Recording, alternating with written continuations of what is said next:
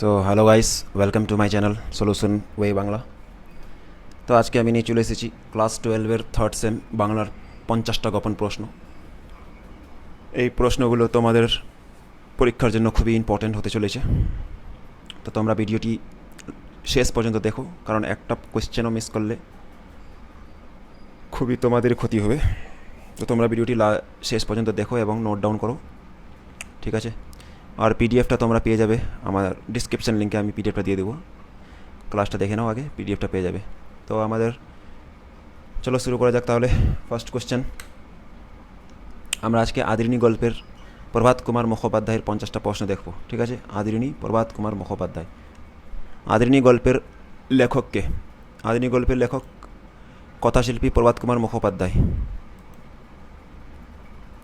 ঠিক আছে? আধুনিক গল্পের লেখক প্রভাত কুমার মুখোপাধ্যায়। 2 নম্বর, গল্পের প্রধান চরিত্র জয়রাম মুখোপাধ্যায় পেশায় কী ছিলেন? তিনি একজন অভিজ্ঞ মোক্তার ছিলেন, ঠিক আছে? আদরিণী আসল কে? আদরিণী আসলে কে? আদরিণী আসলে একটা হাতি, হস্তিনী, ঠিক আছে? জয়রাম মুখোপাধ্যায়ের একটা প্রিয় হস্তিনী। জয়রামের আদি নিবাস কোন জেলায় ছিল? বাংলাদেশের যশোর জেলায়, ঠিক আছে? বাংলাদেশের যশোর জেলায় জয়রামের আদি নিবাস ছিল। জয়রাম যখন যশোর জেলায় আসেন তখন তার বয়স কত ছিল? যখন যশোর থেকে আসেন তখন বয়স কত ছিল? তিনি তখন যুবক ছিলেন, পকেটে সামান্য অর্থ ছিল। নগেন ডাক্তার জয়রাম কে ছিলেন? নগেনবাবু ছিলেন জয়রামের প্রতিবেশী ও পারিবারিক চিকিৎসক। জয়রামের পালিত গাভীটির নাম কী ছিল? মংলা। পীরগঞ্জের জমিদারের নাম কী ছিল? নরেশচন্দ্র চৌধুরী। জয়রাম কার কাছ থেকে হাতিটি কিনেছিলেন? বীরপুরের উমাচরণ লাহিড়ী থেকে। হাতিটি কিনতে কত টাকা ব্যয় হয়েছিল? 1200 টাকা। জয়রাম কেন হাতি কেনার সিদ্ধান্ত নিয়েছিল? আত্মসম্মান রক্ষা ও জমিদার অবহেলার প্রতিবাদ স্বরূপ। আদরিণীকে বাড়িতে আনার পর বরণ করেছিলেন কারা? বাড়ির মেয়েরা শাঁখা বাজিয়ে ও কপালে সিঁদুর দিয়ে। আদরিণীকে রক্ষণাবেক্ষণ করতে মাসে কত খরচ পড়তো? প্রায় 30 থেকে 40 টাকা। জয়রামের মেজ ছেলের নাম কি? কুঞ্জবিহারী। আদালত অবমাননার দায়ে জয়রামের কত জরিমানা হয়? 5 টাকা জরিমানা হয়েছিল। কেন জয়রামের মোক্তারি ব্যবসায় বান্দা দেখা যায়?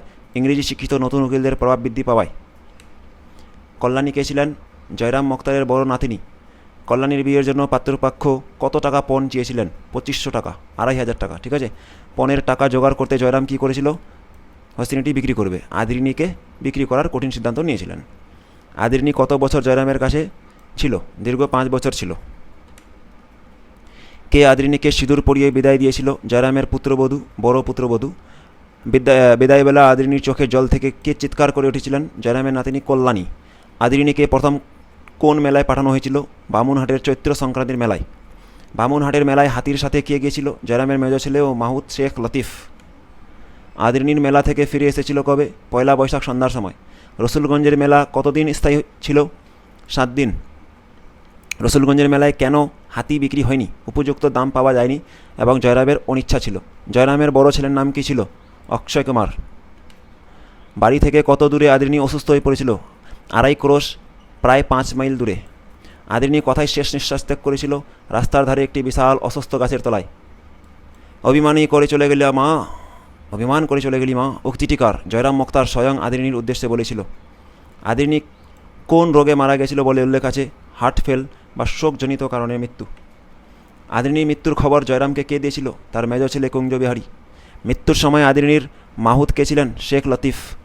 আদরিণীর মৃত্যুর পর জয়রামের আচরণ কেমন ছিল? তিনি পাগলের মতো কান্নাকাটি করছিলেন। জয়রাম আদরিণীকে কী বলে সম্বোধন করতেন? তিনি আদর করে তাকে মা বলে ডাকতেন।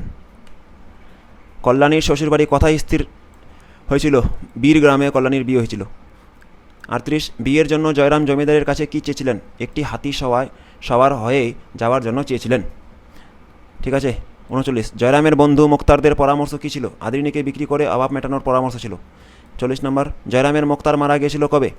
আদরিণীর মৃত্যুর কয়েক মাস পরেই, ঠিক আছে? জয়রাম মোক্তার মারা গিয়েছিল হস্তিনীটি মারা যাওয়ার 2 মাস পরে। জয়রামের ছোট ছেলের শিক্ষাগত অবস্থা কী ছিল? সে কলেজে বিএ ফেল ছিল, ঠিক আছে? আদরিণী বিদায়ের দিন জয়রামের অবস্থা কেমন ছিল? তিনি অন্ন জল ত্যাগ করেছিলেন এবং কোর্টে যাননি। 43, জয়রামের বড় পুত্রবধূর নাম কী ছিল? তার নাম ছিল স্বর্ণলতা। 44, এরা অন্তর্যামী কিনা উক্তিটি জয়রাম কেন করেছিলেন? কারণ আদরিণী তার বিক্রির কথা বুঝতে পেরেছিল। 45 আদ্রিনীর গল্পের মূল রস কি? করুণ রস।